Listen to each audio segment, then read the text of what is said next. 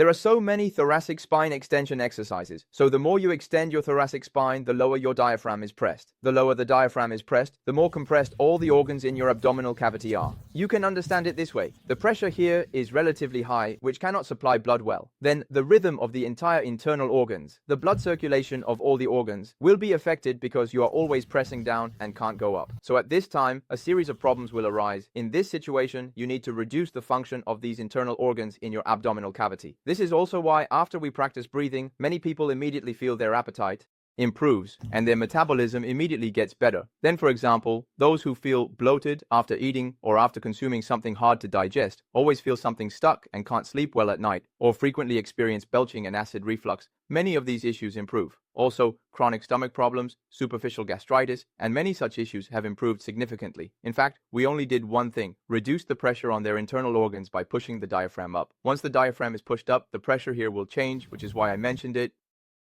If you don't quite understand this principle, your diaphragm is already stuck here, exerting a lot of pressure on your internal organs. Then, if you go on to train your abdominal muscles, and your abdominal muscles contract inward during this inward contraction, the pressure pushes in both directions. It doesn't effectively push the diaphragm up. As a result, the pelvic floor muscles are pushed down and the abdominal muscles contract inward. So at this point, the pressure on your internal organs is actually greater, which can lead to some issues. Therefore, many personal training clients experience constipation after taking personal training classes at the gym because you are constantly squeezing your internal organs, pressing them from above, then contracting the abdomen and stimulating them. Then, they show you how the diaphragm works, teaching you how it stretches during inhalation. Initially, it descends in the middle and then it contracts in a circular manner. So these are some principles of how the entire structure works.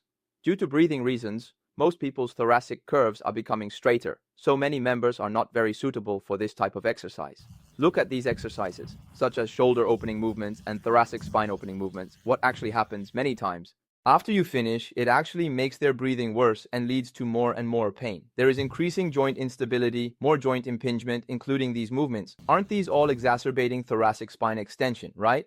Remember the structure of the thoracic spine? It's like a shingled thoracic spine. What is it least good at doing? The thoracic spine is least good at extension. Many coaches have their clients lie on foam rollers or yoga balls, trying hard to stretch it.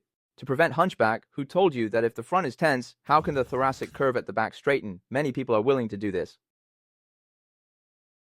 A bit more comfortable, but comfortable doesn't necessarily mean correct. From the perspective of breathing, it's incorrect. Although you feel comfortable after stretching, let me tell you why it feels comfortable. It's because you've increased its compensatory space, which results in comfort. If that's the case, let me ask you a question. If you agree that the diaphragm of most people is stuck below and can't rise, then being stuck below means it's locked in an inhalation state. So this person's thoracic spine is extended.